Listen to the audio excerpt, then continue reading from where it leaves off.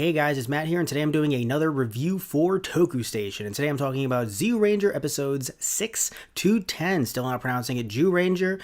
Fight me on that. But anyway, you can fight me on that in the comment section down below. Now, before we begin talking about the episodes, I want to mention that if you guys want to get the audio version of this podcast, you can go over to our Patreon, patreon.com/TGProductions, and if you give to the right tier, you can actually get this and also the rest of the TokuStation podcast, the audio version of it. So right now, I assume you're watching this, or you're watching this on our TG Productions YouTube channel. Thank you all so much, and let's begin.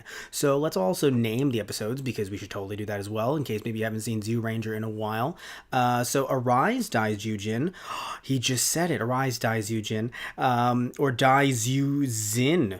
Ooh, that sounds weird. For some reason, I'm okay with Zyujin. I don't know why, but not... that's weird.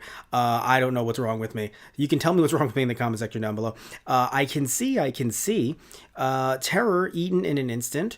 Run, Prince of the Eggs, and Monkeys no more. So I didn't want to make these podcasts, and we're still not technically a comparison to Mighty Morphin Power Rangers, but it is crazy how when I see these monsters, I immediately get flashbacks to when I was a kid, and I'm reminded of not the entire episodes because it's been a while, but I am reminded of at least the monsters and stuff like that from when I was a kid, because I had different VHS tapes, some of them even just recordings of the television airings of the Mighty Morphin Power Rangers. So just kind of funny that it gives me that flashback. But let's actually jump to Zyuranger. So I love how, if you guys saw the review I did last time, or at least heard it, you heard me talk about how, I want Barza to be more active in the show. Hopefully he does. And then he just straight up disappeared. Like, Barza, I know you have a day job. I know you got to clean the premises. I know it's a really large apartment building, but there's more important things right now. The entire world rests in your hands, in the Zyuranger's hands. Perhaps you can help them. Because, it got to the point where, even though I love world building, I really do, we ended up getting Barza's friend, the friendly gnome, who's not so friendly and kind of a jerk, which is weird because at first I thought he was a hippie. I was like, hey man, it's going to be cool. And then all of a sudden he's just playing tricks on them, and I'm like, how dare you, gnome? So we get this gnome, and I'm like, look, I love world building. I love introducing these new characters, even if we never see them again. It's really nice to establish this universe. We only get, up to 50 episodes for this show. So I think, yes, of course, nowadays we end up getting, 10 years later specials or other kinds of crossovers. But at the time, they did not have, they only had like technically one Versus special, which was, I think it was Go Ranger and Battle Fever. No, Go Ranger and Jack. That was the only one that they had up until this point. So it wasn't thought like, we're going to see the Zyurangers or these other characters again. It was just, you get the one shot, and that's it, you're done. So getting these other characters, especially the Prince as well, and the Elos tribe, I thought that was actually really nice. Yes, there are some issues, but at the same time, I do think that they actually address them in the two-parter itself. Some very interesting issues that I'll talk about a little bit later, and why I think a lot of us in the U.S. kind of gravitate towards foreign media sometimes, even when it's quote-unquote for children. Still, there's certain themes that don't really get represented in U.S. media, at least at that level, at that age range, that I thought was very interesting. We'll get to that a little bit later. Just talking about, let's see here. So, starting with episode 6, Arise, Daizujin. With that episode, so yes, of course, it was the second part to the Riddle episode. Something that was interesting that I thought was going to be dropped rather quickly, but they picked it back up. The idea of Team Unity, I thought it was going to be dropped because it didn't seem like, to me, Geki messed up in a way. And nothing, I'm like, sitting here as like a Geki fanboy or anything like that. It's just that, I don't know, it felt as if, it seems as if thus far, throughout these 10 episodes, other than him leading with at the end of Arise Daijujin with the whole like tricking the Sphinx, Dora Sphinx, other than tricking him, I don't really see Geki taking a leading role in general. Granted, you could argue that his leading role is, him speaking out against gods, literally God. Literally, we had Geki come up and be like, hey, God, I have a few words for you. Like, damn, dude. You could argue that's a leadership role, but in general, though, they give everyone a chance to shine. I mean, that episode with let's see here, it was terror eaten in an instant. In that episode, episode 8, we had, obviously different episodes are going to focus on different Sentai members. That's just a staple. That's something that happens throughout every Sentai. But I don't know, it feels as if in that one, Dan got the shine so much that it doesn't, not that there's something wrong necessarily with Geki as a leader. I just feel as if, the role kind of shifts around, and unless there's a predetermined leader due to the fact that, it's a military Sentai or something like that, and someone's a commander or something along those lines, usually it feels like in many, not maybe many, but in a fair amount of cases, the Red Ranger, who is assumed to be the leader, sure, but usually the Red Ranger, in certain cases, will be this random outsider who, is the newest recruit or something along those lines, or is just learning everything alongside everybody else. So in this case, I don't know, it felt strange that Geki apparently is just like, oh, he needs to learn to be a leader, because I don't think he's actually learned that. I don't know. Or he needed to learn that. Either way, maybe I'm not seeing things correctly. Maybe I'm not paying attention as well as I should. What I will say, though, is keeping up with the, something I said last time regarding magic, I am still in love with the fact that they find new and inventive ways to be weird with magic. I mean, one of the things with Cockatrice, with the fact that he can just cut through dimensions with his scissors, it's just something that's so interesting to me. Having the gnome not only look the way that he looks, but, having the food, the test with food, and some other things as well that have gone on. I don't know. I just feel like the way they use magic in this show is so interesting, so inventive. Nothing against something like Harry Potter, but I feel as if in certain shows like, or movies like Harry Potter or other kind of, magic, even something like Zyuranger that I enjoyed, it relies more on spells and heavily on spells rather than having weird and interesting things happen. And I think, this show alongside Zyuranger and Kaku Ranger, not throwing away Jetman. I actually haven't finished Jetman. I haven't finished Kaku, but I've gotten far enough. And with I've seen the whole thing. So there's just this element of weird going on that I really do enjoy. It makes the shows, in my opinion, really stand out and feel different. Especially in this case, and again, this one, it definitely makes sense due to, the magic factor and everything like that.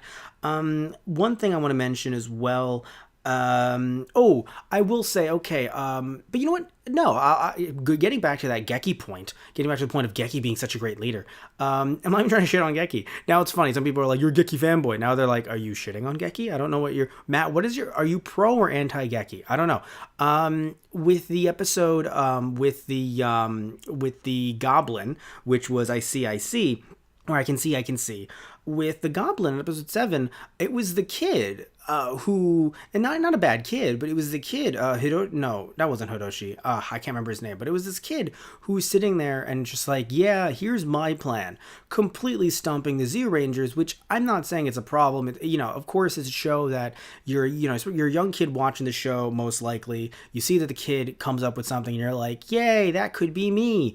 But at the same time, it's not that it makes the Zyurangers look incompetent, it's just that you sit there and you're like, but we just learned last episode, Geki's like, I have to be a better leader.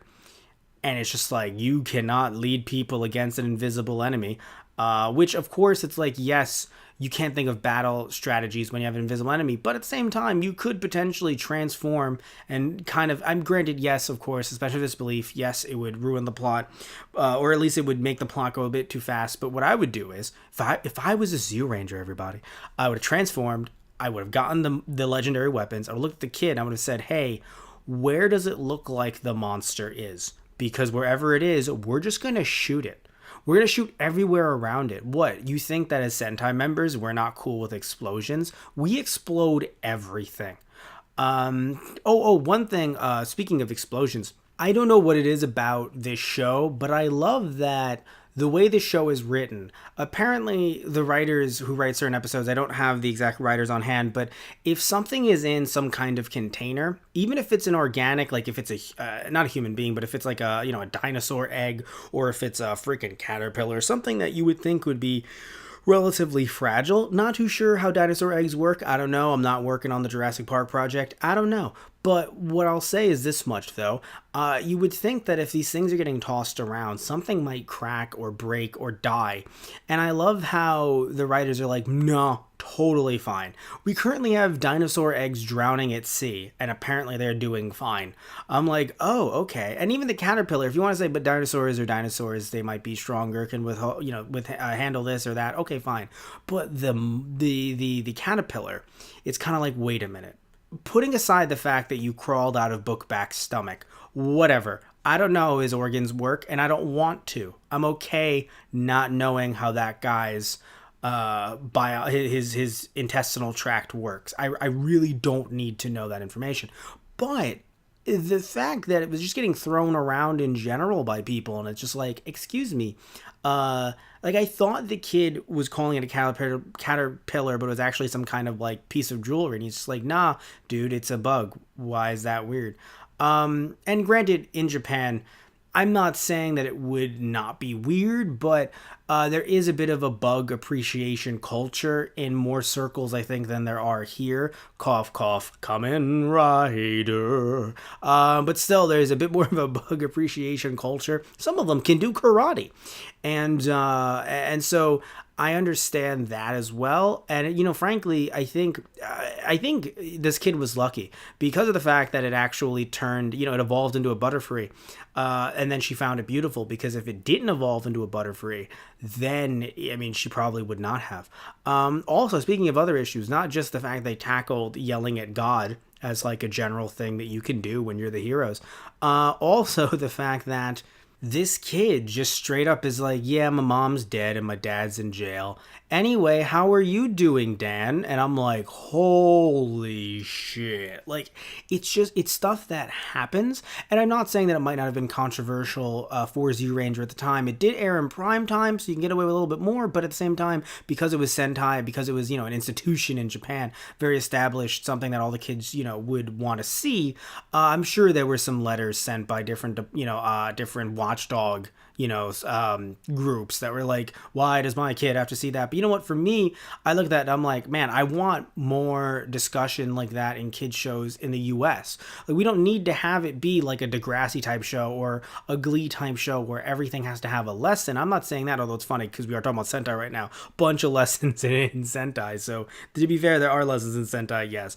But when I'm talking about like a whole like a lesson show, it doesn't have to be like, oh, here are the hardships of every kid, over every teenager and everything they're going to suffer through. It's like not necessarily like that. It could just be something like Zyuranger, where every once in a while it's like, yeah, we're gonna chastise God, and we're also going to talk about how kids can have a rough life at home. And I'm like, yeah, sometimes that does happen. It's sad, but sometimes it does happen. Now, because it was the 90s, I think it was an issue. Like, granted, she shouldn't have, the little girl shouldn't have slapped him, but also he got rejected. So, like, dude, you got rejected, lay off. Like, I don't think it should have been, it should have been like, I'm holding your hand because I want to be your friend. This is a friendly handhold. I don't want to date you just because there's a butterfly in the air. Frankly, I slapped you for a reason. You've asked me out many times. I've said no every single time.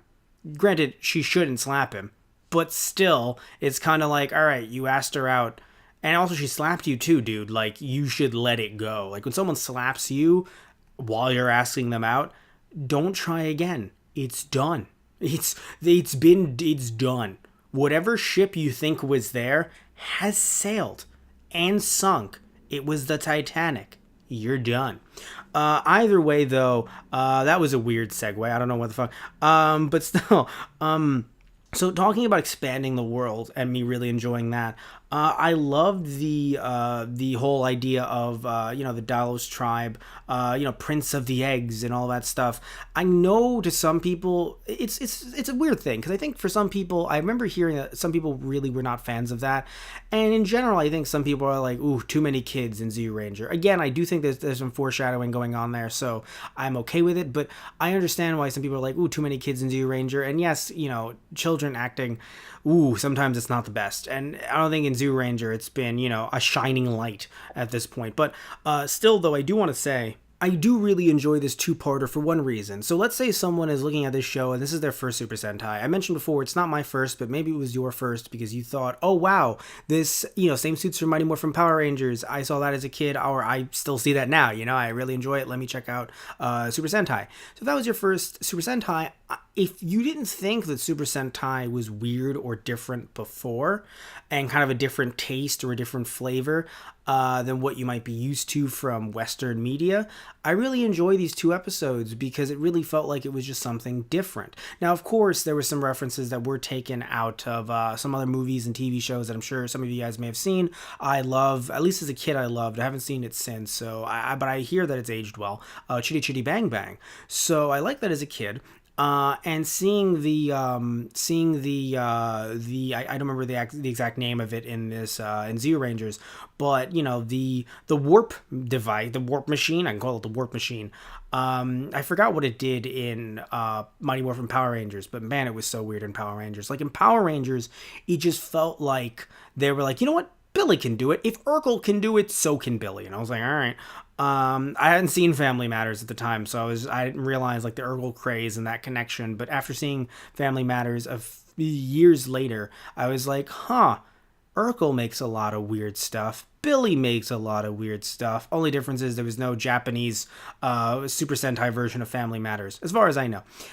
Anyway, so when it comes to this warp machine that allows them to travel from the island to Japan, also into people's living rooms, because apparently his the oh god, I forgot his name, but I assume he was, I don't say he was a butler, although his wife was dressed like a maid. But the driver, his driving was terrible. So he just lands right into someone's living room. And when it comes to that device, and just, that device, yes, like Chitty Chitty Bang Bang, but still very different. Some of the humor that the show can interject, humor that of course can happen in US media as well, but I think just, having a moment that's extremely serious, I think, and having it be kind of having a breather, not undercut in my opinion, but having a breather from a little bit of a joke here and there, I think can really help kind of flesh out a TV show or, an episode or a movie or something like that. So, I'm not saying we need too many quips or we need too many funnies, but in the, specifically in Run, Prince of the Eggs, having, so obviously we go right into someone's living room and it's like, and then doorbell ring. And I'm thinking, oh, I guess it's Barza or the Zyurangers. Nope, we get Pooty Pooties and we get freaking Dora Conquertrees coming right in. And it's just like, oh no. But your first thought probably, if you were like me, is they rang the fucking doorbell. They rang the fucking doorbell. And then after that, you get another ring. And she still is allowed to answer it. Like, she's still able to run and answer it. And the mom even too is like, so, honey, we need to answer the doorbell when people come to the door, even if we're going to be murdered by monsters. And so they come in, or rather she gets to the door and the Zyuranger's like, hi, did you happen to see any, okay, apparently they're fucking here. And I don't know why, it was just so funny. Like, Barza is like, I don't know who these people are, which was very interesting as well, because I thought Barza would be like the world encyclopedia, but even to him, he was like, I don't fucking know, because of the fact that the Dallas tribe were, essentially it was an Adam and Eve situation, we live, which is funny how a cockatrice is Satan, but anyway, that's a different story altogether. Birds are the devil.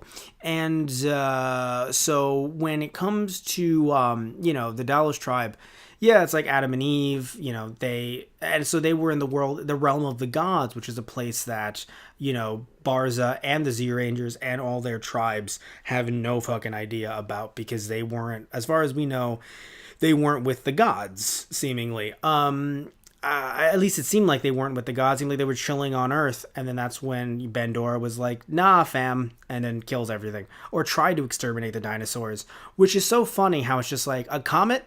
No, not a comet. It was a witch. All right, sure, Toei. Whatever you want, man. Sure. No problem. I believe you. No, I believe you. It was a witch. It was a witch and all of her prehistoric minions. So let's see here. I want to mention a few other things. So just more things about the whole, differences, having them be monkeys.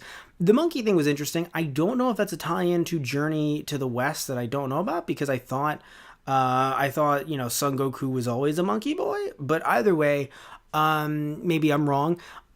Still though, that was, it was a fun little, nod to kind of mixing different cultures together. The idea of like, not only Adam and Eve, but Prince Yoro bringing in royalty instead of it being an emperor, it's a prince, and stuff like that. And having him be named Prince Yoro, clearly they had a Japanese kid, but they were going for something a little bit different, obviously, and then also going for the tail, which to me, I don't know, for some reason, just to me signifies Journey to the West. Remember, this came out in 92, but of course Dragon Ball, Dragon Ball Z, and of course Journey to the West itself, the original, have been out for a very long time. Or with Dragon Ball, Dragon Ball Z's case, a few years prior. So even though to us, I think, in the US, we're like, we got, I mean, if you're coming at this from a US perspective, we got Dragon Ball and Dragon Ball Z rather late, but also remember, Dragon Ball started 85, anime 85, 86, and then Dragon Ball Z 1990. So we do have to remember that as well. That by the time that stuff was out, of course Toei made the anime and of course made Zyuranger. So we do have to think about that as well. Let's see a few other things here I would like to mention. I do like how they find new and inventive ways to fight the bad guys. I like that it's not completely straightforward, but at the same time, though, when it comes to being straightforward, I do like the fact that, I mentioned this last time, these being 19-minute episodes, it really does kind of make things... To some people, maybe they'd say it was rushed, but for me, like I said earlier, last episode when I reviewed 1 to 5, it feels like it's directly to the point, and I'm happy about that. I really am, because it feels like we don't have to have any kind of, I hate saying the word filler, but any kind of fluff in there, any kind of dialogue, any kind of misdirections, and, you still get two-parters. I mean, yes, I have some issues with some of the two-parters in general, because it can feel like there's a little bit of fluff, but in terms of an episode itself, I think that 19 minutes is okay. What I feel a little weird about, though, something that changes, I think, between episode to episode, really when it feels convenient, is how fast Daijujin is. Now, you could argue his, whoever's he's up against, maybe they're so fast to make him look slow. Okay, but for me personally, and I understand in the debut episode of any kind of mech, any kind of weapons, even the Rangers debut, any kind of Super Sentai member, they seem overpowered, especially if they're like the 6th or the 7th or the 8th or the 27th, Super Sentai, getting so many members per season now. So yeah, at the same time, you can see that yes, everyone's getting, superpowers, they're OP as hell, overpowered, when they first appear in their debut, but when it comes to Daijujin, I don't know. I feel as if as it went on in these 5 episodes, in certain episodes he was very slow, in certain episodes he was extremely fast. It really did feel like, oh, we need to wrap this up and we need to include the mecha. And I'm not trying to, say anything negative. Like, I'm not trying to, like, put them down for that necessarily, because, again, you only have 19 minutes. You want to include, interactions between these characters. You don't want to have things seem too rushed. Although I will admit, with I Can See, the way they learned information or just talked about how they knew stuff, like, I heard a rumor that this will be relevant to everything we need to know right now. In that case, yes, 24-minute episodes do work a bit better in certain cases, but again, I still prefer the 19-minute format. Maybe it's just me wanting to be able to marathon these. And also really getting invested in these, like watching the first 5, I think because I'd seen them so much, I was like, yeah, okay, not like, I'm not gonna say this again, but it was like, yeah, I've seen this before, I know, this and that, and this and that, and what's coming up here and there, etc., etc. But then watching these I had not seen in a very long time, so I got really into these a lot, so it really drew me in, and that's kind of another reason why I enjoy having these being 19 minutes, nice little bursts, I think, especially when you cut out the openings and endings. What I love is this trend. I think some of the episodes actually got rid of this, which was nice. The trend of, that I mentioned last time, of next episode previews just spoiling the shit out of everything that's coming up next. A few of these didn't do that, which was nice. I think they realized, you know what, it's not drawing in viewers, maybe some of them are leaving. So it was really nice that they just kind of, put an end to that. That was pretty cool.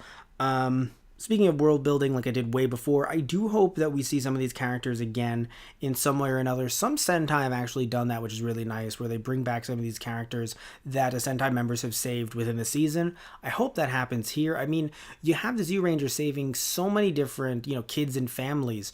It becomes one of those things where, and this happens in other Sentai as well, in my head anyway, I'm thinking, man, everyone in Japan must know that Sentai, at least that one team in the series, in that one season, that they exist, because not only are they walking around, granted they look like they're a theater troupe, but still, putting that aside, they're walking around and they're just saving random people. And like, even if nobody talked, the amount of people that are in the towns that end up getting saved randomly, even putting aside the fact that people can look up and be like, that's a giant robot, putting that fucking aside, just this idea that, they're just helping so many different people. And it's like, man, eventually I feel like some of these people could come back, and I do hope that the Elos tribe does. Yeah, sure, they're in heaven chilling with gods that I assume they want to be a little bit upset at, like, you nearly didn't let us back in here, like, thanks, but like, let's not talk for like a week though. Still though, it's interesting to have some of these characters. I do hope that they come back. I hope that they're not just lost to time, because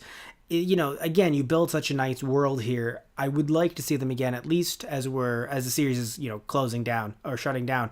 But again, I'm not there yet. Haven't ever gotten there. So we'll see what happens, once we get to those episodes to review. Speaking of terror eaten in an instant, speaking of it, I just brought it up. Like that wasn't a transition. That was just me saying, speaking of something I'm about to start talking about. The portrayal of the Fat family was really weird. Now, I don't consider fat an insult. If someone does, then, I will apologize, because I'm not here to insult people, unless they're, doing really shitty things. And I'm like, let me insult you. But I would never insult someone if they're doing something shitty on their looks. That's just weird. Like, that has nothing, doesn't correlate to what, the shitty thing that they're doing. So I'm not trying to use fat as an insult. I am fat. Again, I don't find that to be an insult. I just look at myself and I'm like, I'm fat. But here's the thing, right? The way they were portrayed, like, I like the family bond aspect. I like bringing up, again, something in society that isn't talked about, I think, enough. Granted, I don't know if they do talk about it in Japanese society, so I really shouldn't talk about it from that perspective, but something that in general, I think that in Western media, you don't really have people talk about. Oh, actually, no.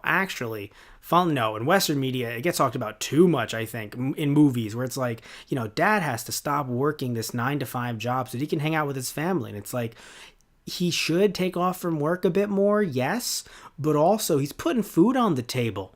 All right? Yeah, sure, he's going to quit the job. Then what's going to happen? All right? What's going to happen to little Junior? Huh? Going to private school? Huh? Who pays for that? Dad does.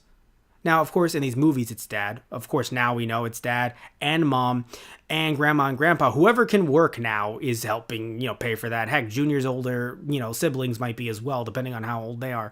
But back in the day in all these movies, it was always big, corporate dad in corporate suit, from the U.S. perspective. But I think from the Japanese perspective, watching different Sentai and watching other, movies and films, I don't really see that perspective, that idea of, and if you're wondering what I'm still trying to get at here, because I'm hoping you saw the episode, maybe you haven't seen it in a while, where the kid, I can't believe I forgot his name, but the kid says, some people don't even get to eat meals with their dad. And it was like, yeah, because some people's dads are salarymen who, they go to work, they have a 9-to-5 job, but you're going to clock out at 5? No, you're going to clock out at 8 p.m. like everybody else. Maybe you got overtime. I don't know. Depends on what your company does. And more importantly, your boss and everybody else, they're going out to have drinks and do karaoke. Oh, you're not going to do it? You're not a team player? No, you feel like you have to do it. You have to be with with the crowd. And also being with the crowd, it's not like, one of those one of those commercials for teenagers, like, don't give in to peer pressure. No, in this case, giving in to peer pressure means that you get in with the boss likes you, boss thinks you're a team player, all of a sudden you're up for that promotion. Guess what? You don't get to see your kids still, because now you have that promotion, you have more responsibilities. Maybe one day you become the boss, and then the cycle continues. So you know what? When it comes to this kid actually calling out that shit, or at least the character being written that way to go, some people don't even get to eat meals with their dad, I was like, damn, societal expectation broken down. So that was a nice thing, in my opinion, to have happen there. But with the way the family was shown as, oh, we're gonna eat no matter what, I was thinking, oh, is the pig causing that? I sadly can't remember the pig's name. Is the pig causing that? Is Dora Piggy? Is he doing that, or is there some kind of other factor that we're not looking at? And no, the episode was just like, you know what? Well, I will say this much. At least it wasn't just the Fat family when, they don't get their food, when their food is getting stolen. It wasn't just them going crazy or going a little off there, being a little off. It was everybody. And granted, I will admit, as someone who has very little money in my bank account, if I spent $20 on a burger or $13 on a burger and it would just go missing, I don't know if I'd yell at the restaurant necessarily, but oh fuck, I'd be mad. So with someone with very little money in my bank account, if I paid for food, heck, if I paid for food with, Grubhub or some other online service and it came to my house and I was about to eat it and then it disappeared, I would become infuriated.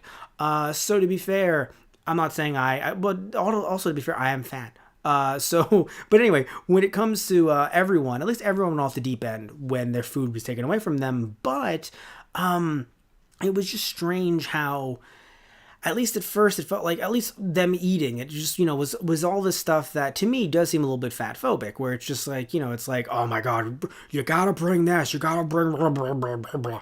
And it's like, all right guys, like, it's not like everybody else. I mean, granted, it's funny, I can understand Boy being confused as fuck, and the reason why is because Boy is he, like with Boy, and not just Boy actually, the entire team of Zyurangers, again, they're from a different time. The fact that Boy can use cutlery in that way, at least our modern version of cutlery, I'm like, did that exist when you were chilling with the dinosaurs? You guys just carved that and shit? Modern cutlery? Did you? You know what the fuck you're doing, Boy. But still, apparently Boy knew how to work a fork. Cool. Again, I really want them to kind of interact with society as if it's foreign, but they just have adapted it as if, like, it's kind of like, did you guys have strip malls in ancient societies with dinosaurs? Dinosaur strip malls? No? Then maybe this should be shocking to you. But either way, still they've become accustomed to everything rather quickly, but still I can understand them being like, oh, we eat in these portions, we don't eat like this. It is very interesting that you guys eat like this. From that perspective, I kind of understand why Boy would be confused. But of course, I don't think that's what they were going for. They were trying to have Boy be our insert, us looking, going, wow, look at those fatties. And it's just like, I wasn't a fan of that. And it's not, and of course, some of you guys are going to be like, it's because you're fat. And to that I say, maybe, no. To that I say, you can think whatever you want to think. I just feel like, the episode, which is one of those problematic things that comes with media that's, so old. And I hate to say so old because it came out the year that I was born, but still, it dates me personally to say that. But either way, while it was a problem, still, I enjoyed everyone going over the top. I mean, the dad flipping the table. I don't care what anyone says. Even with what I just said, I find that hilarious. And when it comes to the everyone else freaking out, throwing plates. I love how throwing plates, I don't think is that a thing in Japan? So I don't think it's a thing in Japan. I just love how everyone was just like, I'm so mad, I'm gonna throw a plate in anger. And I'm like, damn, you guys get very like, I would be mad, but I don't know if I'd be throwing plate mad. That's a different level of angry. And yeah, and of course having God, what's his name, Hiroshi? Either way, the kid just being like, I haven't eaten for 3 days. I'm like, oh, you should be dead. You're a strong kid. You should be dead. Also, what was it? A Minnesota fatty. I was just like, what? And it's like, I was born in Minnesota and I am fat. And I'm just like, is there a Minnesota in Japan? I don't think there is. I don't understand why Minnesota? Like, did they just, I feel like they were watching like an SNL clip, they being some of the writers for this season, they were watching an SNL clip and they just saw a bunch of, fat people, or rather they just saw like a, not even an SNL clip. They saw, and I say fat people as in like, in fat suits, but no, they probably just saw like a football game. They were like, oh, this Minnesota crowd, they look really heavy. Yeah, Minnesota, sure. Like, it's so strange. Minnesota. I don't know. Were there... Someone, please, in the comment section down below, tell me if there's a stat that shows how heavy people were in the U.S. in Minnesota. And if that got leaked, if you can show me a Japanese article from 1992, I'd be very impressed. Because I'm just so confused why Minnesota. I mean, that could just be a general Americans are fat joke, haha. But it's also strange because, again, they chose, just like with Prince Euro, they chose a Japanese actor. So it doesn't, to me, make it seem like they're trying to laugh at Americans, just they're laughing at fat people. But anyway, let's see here if there's anything else I want to mention before we kind of wrap this thing up. Right, talking about the thing that I've been alluding to, making jokes about the entire episode, the whole calling out God thing. That's something that you would never, and I truly mean you would never see on television unless it's a premium channel. I'm talking about in the US here, like HBO, Showtime, something like that. You would never see something like that. Television shows try to stray away from religion all the friggin' time.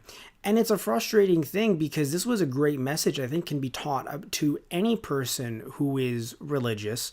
Not so much the arguing with God thing or trying to get a response back from dinosaur gods. Yeah, sure, that's where things get a little bit, separate here. But, I grew up, a little info on me, I grew up Catholic. I went to a Catholic school, went to a bunch of Catholic schools throughout my life. And the one thing that I see some people who are Catholic or Christian talk about that always confuses me is the wrath and the anger of God.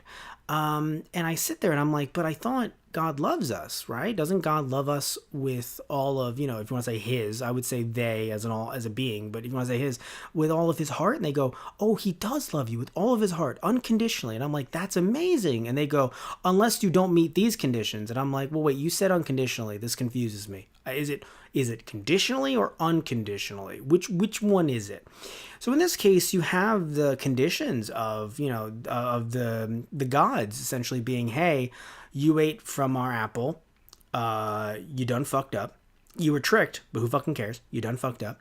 And then it was, but redeem yourselves by finding the dinosaur eggs, which I was like, so they're going to find the eggs. I thought, because we're watching a Sentai here or watching something, everyone's like, it's a kid's show. And yes, it still is a kid's show, but again, different part of the world, so you can have some different, different things shown on television there compared to here, especially being, more than 20 years old at this point, the show is. So when it comes to, the Sentai, this specific episode 10 in question, Monkeys No More, I thought, they're going to find the eggs. That'll be that.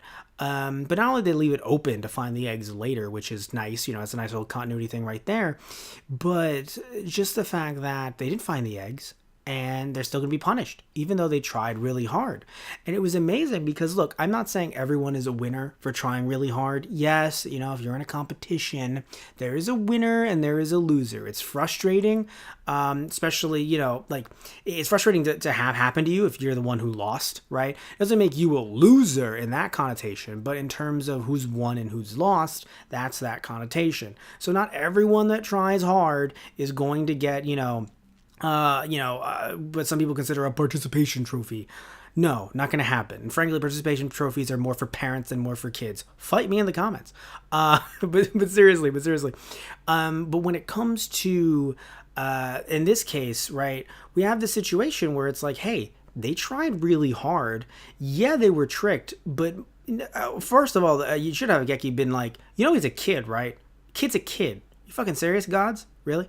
He's a kid. But putting that aside, having Geki sit back and be like, we're humans. We make mistakes. Isn't it your job to look after us as God? And the gods were just like... it was like that, if you guys have seen that meme with the interviewer, where it kind of whispered, like, can he do that? Is he able to do that? And so right there, they were like, you know what? They didn't even say anything. They were like... They just beamed them down and got rid of the monkey tails and took them back up to heaven, which... To me, again, it's a very beautiful moment, right? Because it shows you, like, hey, this kind of mentality of, like, God being vengeful and wrathful, and filled with rage. It's like, wait a minute, but I thought you were all loving, all caring, all knowing. In this case, it didn't say, like, they're not talking about, these gods having clairvoyance or anything like that. But still, you're all caring, all loving, and you're here to watch over us. That's why you kind of come along. I mean, that's why in episode 6, we had Geki get that horrifying vision of the future. Holy shit. I mean, people have died in Power Rangers before. People have died in Super Sentai before. But to just see the skulls of your friends, some of them were crushed in due to age. In episode 6, I was like, I audibly said, holy shit, out loud. while I'm watching it, because I was not expecting that. I was like, normally you see maybe their clothes, or you see you see them in dust, or you only see the ruins of the city. No, he saw his dead friends, and it was like, God damn, that's a wake up call. You want? Could you imagine if God just whoever God you pray to, your God just fucking just gave you lessons that way? It's like, what happened if God wants to give me a lesson on whether or not if it's a problem for me to leave the milk out. Why should I put the milk back in the fridge, right? Or into the, not into the freezer, into the fridge. And all of a sudden you just get a vision of your family and friends murdered. It's just like, oh my God, I will put the milk back in the fridge before it goes bad. I understand. I understand. It's a waste. I get it. I would rather my friends and family not be murdered. Could you just imagine?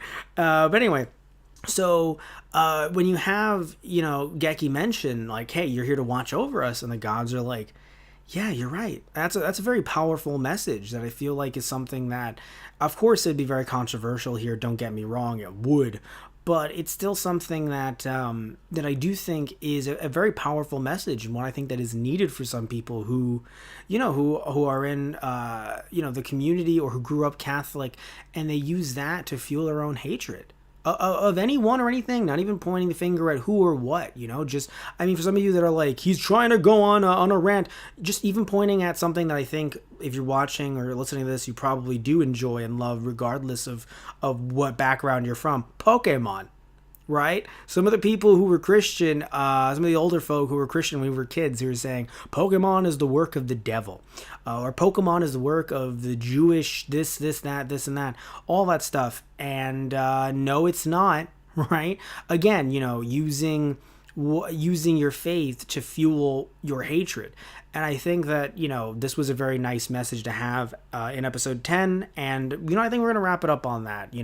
A message of hope, a message of love and caring, and Pokemon. That's just such a weird combination for this for this review. But I just want to say thank you all so much for listening in. As always, if you like the video, if you're watching this on a YouTube channel, you like Teacher Productions, you like the video, please remember to like and subscribe. If you didn't like the video, you can still like and subscribe either way. I would also like to mention that in the description box down below, not only will there be a link to our Patreon that I mentioned earlier, not only will there be links to our merchandise that I did not mention earlier, there will also be affiliate links. If you do enjoy this show and you haven't picked it up yet, I really would suggest that you do. Even if you don't use our affiliate links, just a quick note, affiliate links will give us a little bit of a kickback. They are Amazon affiliate links, but even if you don't want to get it through us, that's fine. But it would be really awesome if you did. Helped keep the lights on, helped everything going. If you don't have Zyuranger, if you do have Zyuranger, you could buy a second copy, or it's fine if you don't. Either way, thank you all so much. Remember, this has been released legally by Shout Factory. That's why I'm promoting it as well. Not that I have any affiliation with Shout Factory at all, but I really want to support legal Super Sentai in the US. It's amazing that we have this opportunity. We have not had this opportunity for years. This is something that, I think a lot of fans have been hoping and pushing for. And now that we have it, we're really pushing it hard myself. So hope you guys can pick up the set if you haven't yet. Love you all. Take care, and tune in next week for some more TokuStation. There won't be TokuStation this upcoming week after this review is over. A lot of stuff happened to me throughout the past week, so cannot do TokuStation, but the week after, TokuStation will presume, and I'll see if even without TokuStation I could try to get one of these releases out, kind of pump one of these out, one of these reviews, because I really am enjoying Zyuranger, so that might be able to happen. But in terms of TokuStation itself, we are taking a week off. Either way, love you all, take care, and tune in next time